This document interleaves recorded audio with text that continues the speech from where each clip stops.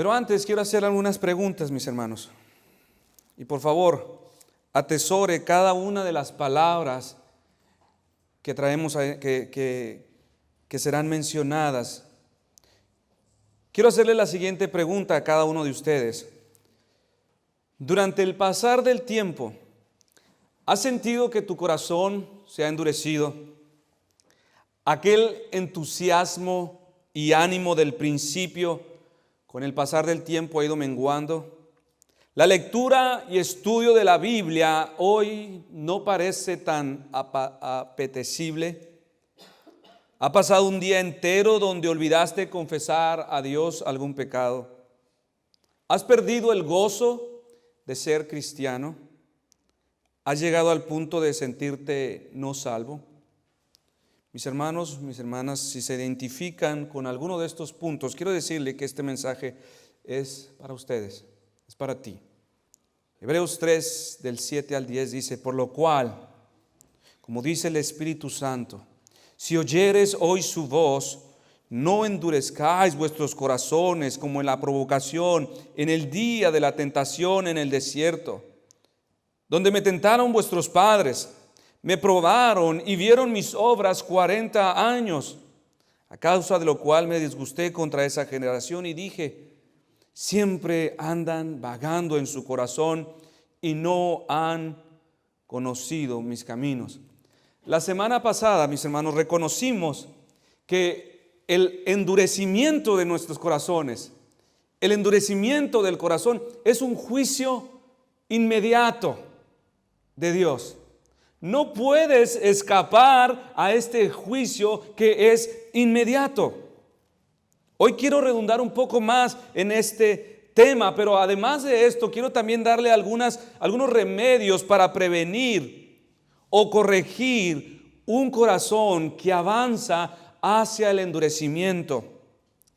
Y para esto quiero decirles que el hombre se endurece al menos, vamos a distinguir lo que el corazón se endurece al menos de dos formas.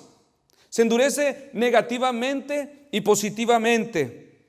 Negativamente me refiero al privarse de los medios por los cuales su corazón puede ser enternecido.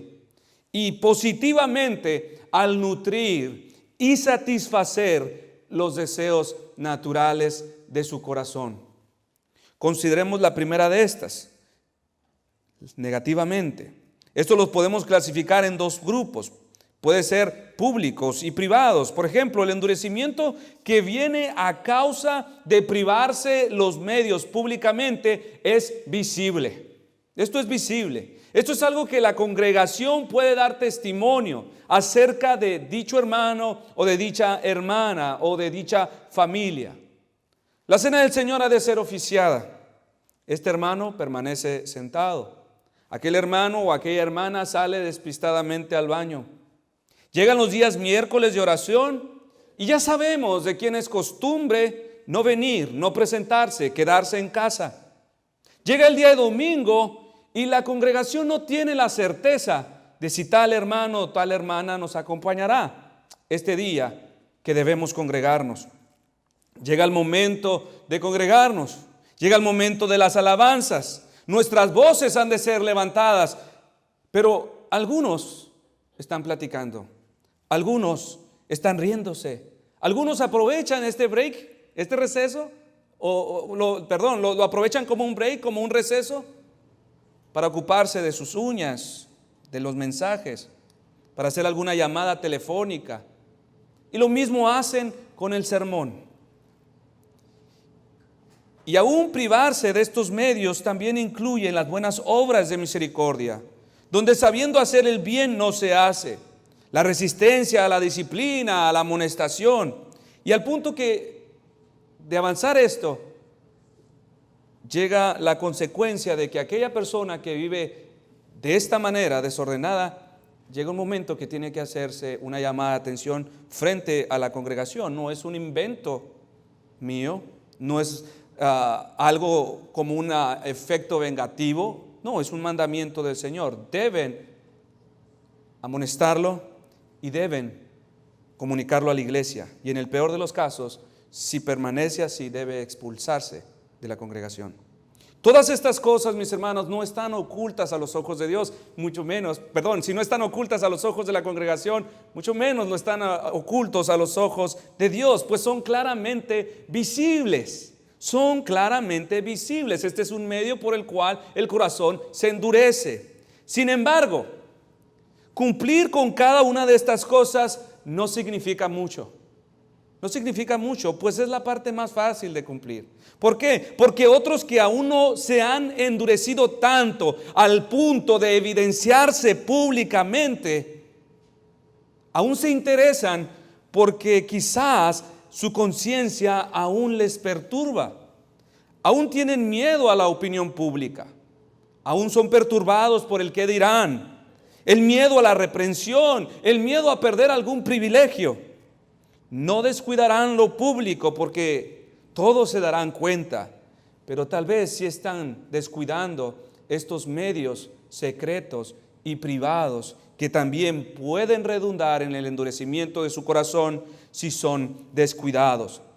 Observemos aquel tipo de endurecimiento que viene ahora por causa de abstenerse de estos medios de gracia que Dios nos ha dado para que sucedan en lo privado, en lo secreto, donde nadie te puede ver. Estos son abandono del estudio personal de la palabra, abandono de la meditación de la palabra, abandono de la oración constante, privada y secreta, la alabanza personal, la meditación de lo aprendido el día domingo, sea la clase, sea en el sermón.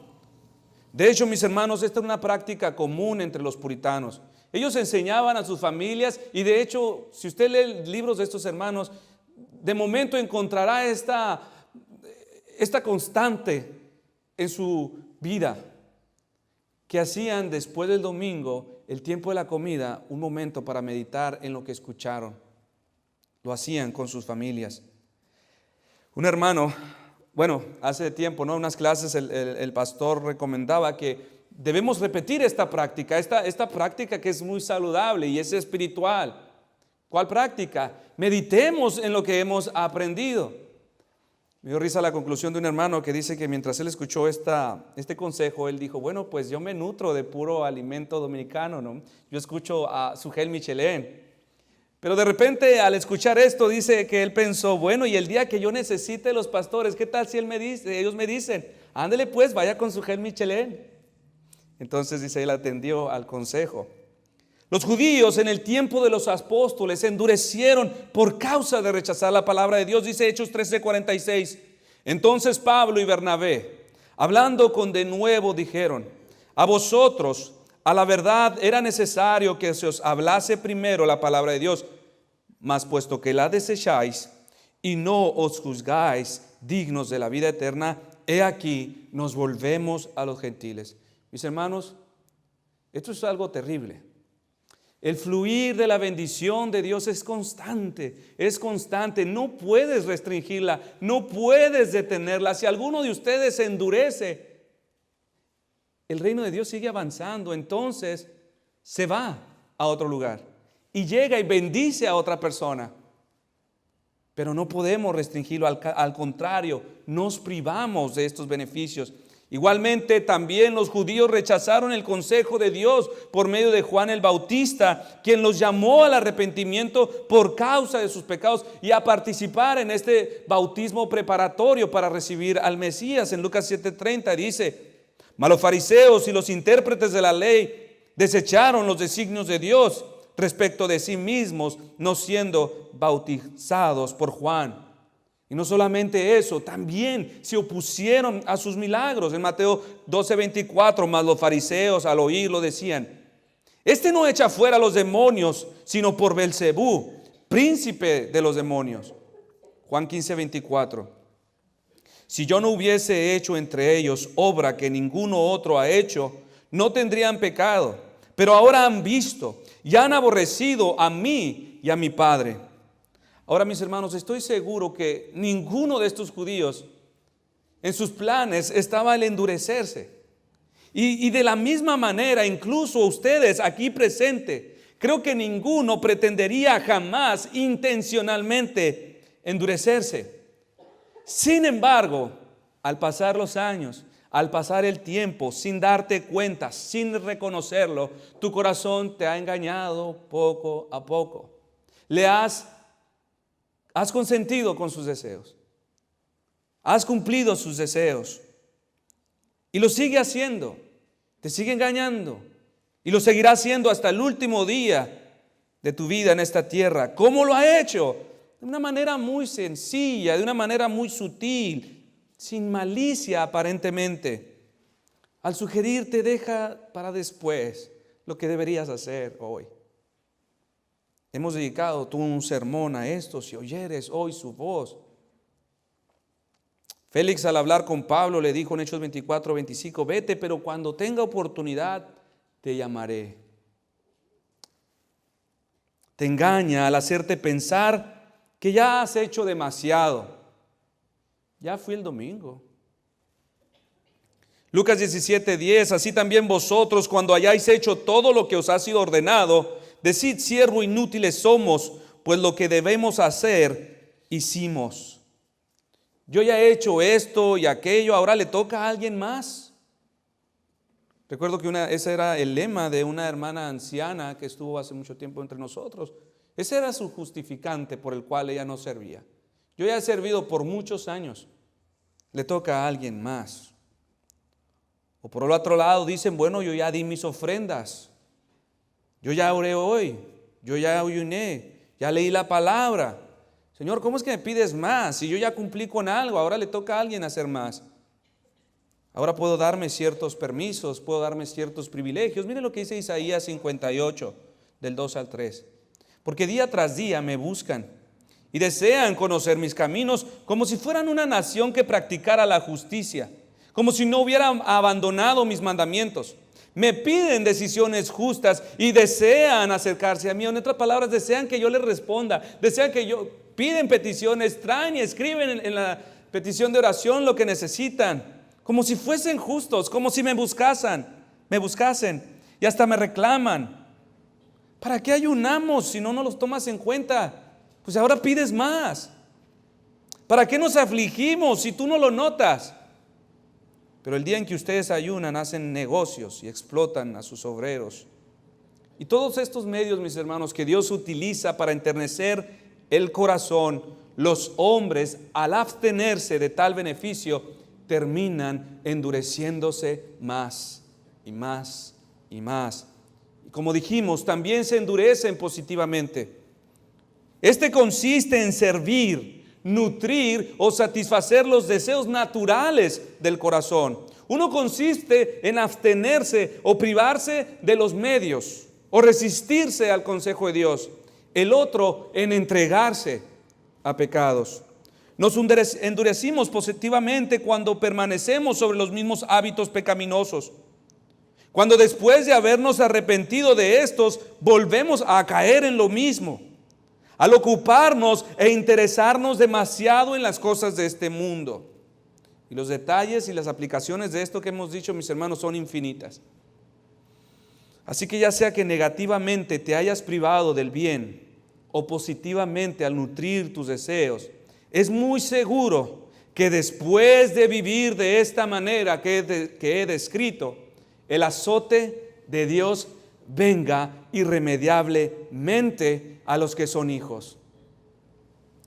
Y si de alguna manera, mis hermanos, disciernes este amoroso trato correctivo de Dios sobre ti, lo mejor que puedes hacer es reconocerlo lo más pronto posible. Procurar en oración el arrepentimiento, y si no lo tienes, clama a Dios con lágrimas y pídeselo. Pero si por otra parte ante esta realidad continúas buscando una mejor interpretación de lo que sucede, esto es todo menos el castigo de Dios sobre mí. Yo no puedo ser culpable, me vi forzado a hacer esto o aquello. Es que no tenía opción, estaba desesperado, es que me pusieron un 4. Es culpa de mi patrón si no me hubiera corrido. Es culpa de mi esposo si me comprendiera o si no me hubiera dejado. Si él no me hubiera dejado, yo no me hubiera visto forzada a hacer esto o aquello. Es culpa de mis padres, del gobierno. Es que ya estoy viejo, es que estoy enfermo. ¿Qué otra opción tengo? con estas cosas solamente le estás diciendo al Señor: Señor, tú no has terminado conmigo. Tu disciplina, tu castigo sobre mí no ha terminado. El Salmo 107 nos dice que Dios es el que trae aflicción. Dios es el que trae calamidad, pero trae paz y trae restauración a los que le buscan, a los que claman y son liberados. Y esto lo está repitiendo, le aconsejo, léalo. Él es el mismo que trae aflicción y es el mismo que trae paz a los que claman, porque Él es soberano. Pero ¿qué es lo que hacen muchos en lugar de clamar? ¿Qué es lo que hacen? Ellos piensan: bueno, solo necesito hacer esto, solo necesito poner esta pieza aquí y allá, hablar con este, con aquel, pagar esto, pagar aquello, para que se produzca esto y aquello, y entonces, al producirse esto, estaré tranquilo. Un corazón que no está confiando en Dios y por lo tanto no puede esperar en la oración. Tengo que hacer algo yo. Esto es rebeldía, esto es dureza. Es tal y como el hijo malcriado que le responde a su padre después del azote: no me dolió, ja, ja, ja. Seguirse resistiendo, rechazar su consejo, le dice a Dios que el proceso de disciplina no ha terminado. Pues no me duele. ¿Acaso no puedes pegar más recio? Tal y como el hijo rebelde. Al principio un gesto, un grito era suficiente, pero siguió obstinado en su camino de rebelión. Después un cintarazo le duele, pero sigue fortaleciéndose, sigue creciendo. Después ese cintarazo ya no le duele, ahora le dan risa. Tal sucede con nuestros corazones. Al principio algo perturbaba, el disgusto de Dios, tan solo el sentimiento de haber pecado era suficiente para quebrantar nuestros corazones, pero al paso de un tiempo puedes verte involucrado en escándalos pecaminosos y nada perturba ahora tu conciencia. Proverbios 23:35: y dirás: me hirieron, mas no me dolió, me azotaron, mas no lo sentí.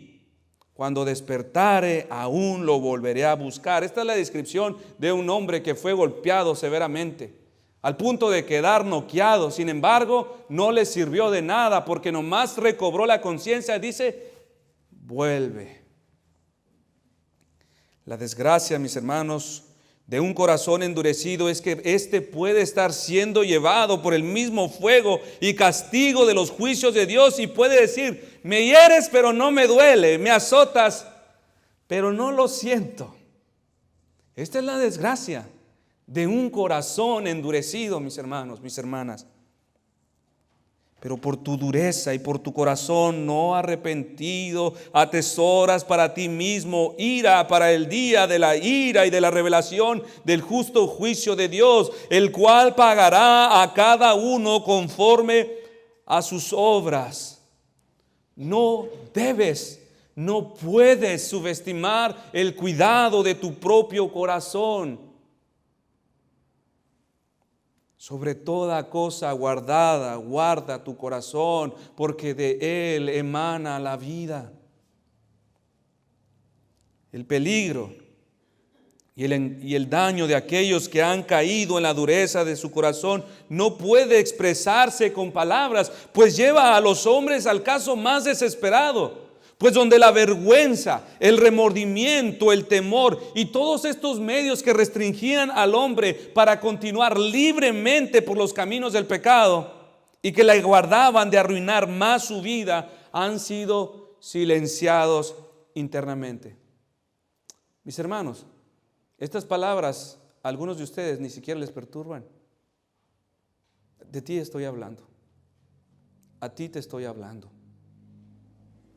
Los puritanos distinguieron 6 estados de la conciencia y hemos hablado de estos. Ellos exigieron al menos 6: conciencia atribulada, una conciencia moralista, una conciencia escrupulosa, una conciencia errante, una conciencia somnolienta o entumecida, y la final, un corazón endurecido, una conciencia cauterizada. La conciencia en su mejor estado, dentro de lo peor, es esta conciencia atribulada. Una conciencia atribulada lleva a los hombres a un estado desesperante. Este tipo de conciencia atormenta el alma por medio de acusaciones y aterroriza al pecador ante la ira de Dios, ante la muerte, ante el juicio venidero. Este tipo de conciencia le permite al hombre la suficiente luz acerca de su condición pecaminosa, la suficiente luz para entender que Dios es santo. Sin embargo, este estado del corazón, esta conciencia es considerada impía y altamente malévola, pues no encuentra jamás el momento preciso para encontrarse y venir con Cristo. Supone que antes tiene que arreglar toda su vida para poder acercarse limpiamente delante del Dios de toda gracia. Ese es su problema. La conciencia en el peor de los estados es la que hoy estamos definiendo. Un corazón endurecido. Este es el peor de los estados de la conciencia. Un corazón endurecido. Una conciencia atribulada temporalmente puede ser más escandalosa, más incómoda, más acusante, más ruidosa, lo cual termina restringiendo al hombre de muchos pecados. Y podríamos decir de esta conciencia, no está muy lejos del arrepentimiento. Pero un corazón endurecido pone sobre el hombre necedad sobre necedad, resistencia sobre resistencia, pecado sobre pecado, castigo sobre castigo, juicio sobre juicio, y no hace nada. Y si vas a terminar así, mis hermanos, si no vas a hacer nada, pídele a Dios que ya te quite la vida. Y si te va a castigar por no haber ablandado, enternecido tu voluntad, tu corazón para con Cristo, te conviene morir ahorita, antes de que tu corazón se atormente, endurezca más. Conviene más morir con una conciencia sensible que con un corazón endurecido. La condena es distinta en grados. Si no vas a hacer nada, más vale que mueras ya. Más vale que la gracia de Dios te socorra en este instante y tome tu alma y la separe de tu cuerpo y te entregue. Pero si por otro lado dices, este mensaje es para mí, Señor, ayúdame y trata con este maldito corazón que no me deja, que no me permite. Clama al Señor. Quiero darle ahora algunas señales de un corazón endurecido, mis hermanos. Existen algunos frutos comunes, algunos frutos visibles que pueden ayudarnos a discernir cuando una persona avanza a pasos agigantados hacia este estado terrible. La primera señal es un sentido descuidado y despreocupado ante las cosas del Señor. Cuando un hombre inconscientemente peca y puede seguir descuidado y despreocupadamente por la vida, es la evidencia de no haber vida. Es como una cosa inerte, como un muerto viviente. No puede discernir los problemas, no puede ver el daño en contra de sí mismo o en contra de otros. Simplemente puede dormir tranquilo. Otra señal, desarrollan una conciencia errante. Una conciencia errante hace del pecador seguir sus propios caminos en tinieblas. Puede ser expuesto ante la verdad, pero voluntariamente no puede ni quiere recibirla. Sabe que es verdad, pero sus caminos son tan torcidos que no encajan las piezas de la verdad con los razonamientos de su mente. Y por eso la resiste y promueve el error en sus decisiones. Usted conocerá a personas que hacen error tras error, castigo tras castigo, tropiezo tras tropiezo, consecuencia tras consecuencia, y no aprenden la lección, y así pueden pasar el resto de sus vidas. Comienzan errantes en la toma de sus propias decisiones. Muchos pueden percatarse de ellos, menos la persona errante. Y así continúan, no aprenden la lección. La iluminación de la conciencia que habría de dirigirles racionalmente parece haberse apagado y no brilla más. Toman decisiones tan aberrantes que terminan esclavizándose a las consecuencias por el resto de sus vidas. Y no solo ellos, sino arrastran a sus hijos, arrastran a sus familias, a sus padres, donde quiera que vayan, tarde que temprano esta decisión del pasado les persigue y no les permite establecerse jamás. Otra señal es la necedad y la estupidez mental. Esta les gobierna. Estos son como bestias errantes. Así viven la vida. ¿Podría usted predicarle? ¿Podría usted aconsejarles? ¿Hablarles de la palabra de Dios? ¿O buenos consejos? Y nada perturba sus corazones. Así son estos hombres y mujeres. Viven descuidadamente. Toman decisiones equivocadas. Su necedad y su estupidez mental les gobierna. Ahora, tomemos de la Biblia algunos pecados visibles, mis hermanos, algunas consecuencias de su desvío. Estas son las señales de este mismo estado, de este corazón. Y si identificas alguno en ti, mis hermanos, uno es suficiente. Romanos 1, 28. Y como ellos no aprobaron tener en cuenta a Dios, Dios los entregó a una mente reprobada para hacer cosas que no convienen, estando atestados de injusticia, fornicación, perversidad, avaricia, maldad, llenos de envidia, homicidios, contiendas, engaños y malignidades, murmuradores, detractores, aborrecedores de Dios, injuriosos, soberbios, altivos, inventores de males, desobedientes a los padres, necios, desleales, sin afecto natural, implacables, sin misericordia, quienes habiendo entendido el juicio de Dios, que los que practican tales cosas son dignos de muerte, no solo las hacen, sino que también se complacen con los que las practican. Todos estos, mis hermanos, al principio pueden ser indiferentes al Evangelio. Pueden ser muy descuidados, muy despreocupados de las advertencias de la palabra, pero poco a poco comienzan a desarrollar un odio hacia todo aquello que promueve a Cristo, hacia toda aquella enseñanza que promueve a Cristo. Terminan odiando a los ministros del Señor, terminan odiando a la iglesia, terminan apartándose, terminan alejándose. Así que después de haber visto, mis hermanos, brevemente algunas de estas señales, quiero darle algunos remedios para prevenir o corregir un corazón en dirección al endurecimiento. Digo en dirección al endurecimiento porque esta es la tendencia natural de nuestro corazón. Solo déjalo y él va a tomar rumbo solito. Por tal razón es necesario que tomemos algunas orientaciones. En nuestro mensaje pasado mencionamos algunas causas, otras más causas acerca del endurecimiento. Dijimos que algunas de estas eran la incredulidad, la hipocresía, la presunción, permanecer en los mismos pecados, las recaídas en pecados anteriores, las malas compañías, el lujo, la comodidad, la multitud de cruces no santificadas. Estas son las causas, y mientras existan estas causas en nosotros, va a producir sus efectos respectivos. Por tal razón, necesitamos arrancarlas de inmediato. Todas estas causas deben ser arrancadas como la mala hierba, desde raíz, antes de que sea demasiado tarde, antes que extraigan todo nutriente espiritual y ya no haya remedio. Ya no haya remedio. Debemos tratar seriamente con este asunto y con la ayuda de Dios purgar todo esto. Después de hacer esto, debemos sustituir todas estas causas por aquellas virtudes contrarias, porque todo lo que es contrario producirá efectos contrarios.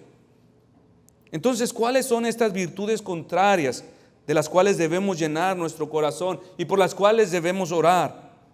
Primero, como dijimos, existe una tendencia natural en el corazón, una dureza natural, y para esta, mis hermanos, se necesita nacer de nuevo. Se necesita ser regenerado, es necesario. Solo así la dureza natural del corazón es removida, pero aún siguen vestigios de la naturaleza pasada. Aún siguen estos vestigios luchando con el corazón nuevo. Entonces, aún quedan vestigios de incredulidad, de hipocresía, de orgullo, de despreocupación. Entonces debemos llenarlos con virtudes opuestas. Para la incredulidad se necesita fe. Para la hipocresía necesitamos suplirla por sinceridad. Para el orgullo necesitamos rellenarlo de humildad. Donde hay despreocupación debemos llenarlo de temor de Dios. Para prevenir un corazón duro por causa de malas compañías, Dios nos ha puesto en su iglesia. Para el amor al mundo, llenémonos de contentamiento con lo que tenemos. En nuestras cruces y pruebas, llenémonos de paciencia. El pecado como raíz es la gran causa y sabemos que esta se ha ramificado ampliamente y podemos ver sus ramas de diversas maneras. Pero, mis hermanos, si nosotros podamos un árbol, usted sabe que tarde que temprano empezará otra vez a brotar. Así es el corazón. Podemos tratar con un pecado y tarde que temprano desde la raíz de nuestros corazones producirá brotos. ¿Qué es lo que debemos hacer, mis hermanos? Tan pronto como veamos un vástago, un brote, debemos cortarlo inmediatamente. No sé si usted ha visto alguna vez, yo recuerdo cuando éramos niños, mis padres tenían unos álamos grandotes y los cortaron desde el tallo y cayeron esos árboles. Y recuerdo que empezaron a brotar nuevamente desde el tallo cortado. Y los dejamos y volvió a hacerse un árbol. Pero otro árbol que estaba acá atrás donde nosotros jugábamos, cada vez que salía un brote, lo rompíamos, lo tumbábamos. No dejábamos que brotara. De pronto no brotó ni uno más. Resultó que se secó desde raíz. Mis hermanos, así es el pecado. Este puede ser mortificado. Este puede ser exterminado. Entonces, ¿a qué me refiero con esto, mis hermanos? Que tan pronto como nuestra conciencia grite, debemos correr a los pies de Cristo, buscar perdón. Al instante en que somos perturbados espiritualmente por causa de algún pecado, de algún pensamiento, de alguna motivación, de alguna sugerencia a nuestra mente, corramos a Cristo. No debemos esperar la noche, no debemos esperar el día de la oración. En el instante, corramos al Señor. Así como Pedro, tan pronto como escuchó el cantar del gallo, se quebrantó. Así nosotros debemos llorar amargamente, tan pronto y nuestra conciencia grite. Entre más prolonguemos su estancia, más se fortalecerá y crecerá. El pecado es una gangrena que consume el todo del hombre. Seamos vigilantes, porque por un parpadeo de nuestros ojos puede regresar. Por un susurro al oído puede volver a entrar. ¿Y cómo habremos de aprender a sustituir todas estas causas, mis hermanos? De antemano le digo, no lo aprenderás quedándote en tu casa. No lo aprenderás del mundo. No lo aprenderás de la televisión. No lo aprenderás en la escuela. Y seguramente no lo aprenderás siguiendo tu propia prudencia. El pecado es el gran problema, mis hermanos. Y yo sé y entiendo perfectamente, mis hermanos, que tal y como ustedes, yo a veces necesito ser convencido de lo que estoy diciendo. Y tal vez lo que he mencionado en este momento no a todos nos convence. Y no vemos tan necesario. La carne es débil. El Señor Jesús lo dijo a sus discípulos y lo mismo puede decirnos a nosotros. Pero si su corazón no se ha convencido, mis hermanos, de lo que estoy diciendo, mediten cómo es el pecado. Y vea cómo destruye la humanidad. Medite en cuánto dolor ha traído al mundo, a familias, a matrimonios, a naciones enteras. Cómo ha envenenado todo lo que toca. Medite cómo ha hecho del paraíso un lugar demasiado aberrante a los hombres para vivir en él. Ha acarreado todos estos justos juicios sobre la humanidad. Desde el principio el mundo ha llevado a hombres a la locura, como lo hizo con Judas, como lo llevó al suicidio. Es lo que ha hecho que multitud de hombres hoy muerdan sus lenguas en el infierno por los tormentos, y aún así no pueden clamar por misericordia y perdón por sus pecados. Es lo que a los gloriosos y poderosos ángeles les hizo perder todo lo maravilloso que poseían. El pecado es lo que al mismo Hijo de Dios lo llevó a la cruz y le hizo sufrir las más amargas agonías. Si no tenemos una percepción correcta de lo que es el pecado, volteemos a Cristo, meditemos en Cristo. Y entonces, cuanto más aumente Cristo en nuestros corazones, también el desprecio por el pecado. No hay un mejor espejo para hablarnos de la naturaleza del pecado que la misma Biblia. No hay poder fuera de su Espíritu para darnos a conocer esta realidad. Y el único lugar que existe en el mundo para ayudarnos en el proceso es la iglesia. En la restauración de la conciencia de los hombres a la imagen de Dios, los puritanos no subestimaron el poder de la palabra. Ellos dijeron que ellos se aferraron a la predicación como la única fuente que puede despertar una conciencia dormida. La palabra, decían ellos, es la única fuente que puede informar correctamente a la conciencia errante. Solo el Evangelio, dice, es lo que puede restaurar una conciencia endurecida. Solo la autoexaminación puede fortalecer nuestras mentes, nuestros corazones. ¿Qué harás, hermano? ¿Qué harás? Es la pregunta después de haber dicho todo esto. ¿Seguirás así? ¿Rechazarás lo que el Espíritu de Dios te ha dicho hoy? Quizás algunos de ustedes, mientras avanzábamos en el mensaje, se preguntaron, ¿cuánto faltará para que termine? Nada perturbó su corazón. A ustedes les digo que Dios tenga misericordia. Pero quizás algunos otros, mientras avanzábamos en este mensaje, sintió el dolor de su culpa en sus corazones. Sintió el peso de las mismas acusaciones, la misma condena de su conciencia. Tal vez muchas de estas se confirmaron nuevamente por medio de la palabra predicada en este mensaje. Mis hermanos, a ustedes les digo, no desprecies esa voz llena de gracia, porque mientras está viva, volverá a hablar y volverá a hablar. Pero hay una voz final, mis hermanos, que viene desde un trono blanco, que cuando ésta se deje oír, será la última sentencia, la última acusación, la última condena, y así, y una vez, y para siempre. A ambos les digo, vengan a Cristo, vengan a esa cruz sangrante del Salvador. Pero tú dices, yo ya tengo muchos años aquí, no puede ser para mí, puede ser para ti. Los judíos duraron 40 años en el desierto. Quizás todavía no los tengas. Entonces un número, años, el tiempo no es la estadística, ni es la base ni el fundamento de alguien que es salvo. Vengan y laven sus corazones en esta fuente de sangre. Vengan y laven sus almas. ¿Cuál es el requisito, mis hermanos? Saber que eres pecador, saber que tú tienes un corazón así. Ven y confiésalo al Señor. Dile, Señor, mi corazón está así, lleno de pecado. Confío en tu sacrificio. Creo que es suficiente para lavarme, para limpiarme de todo mal.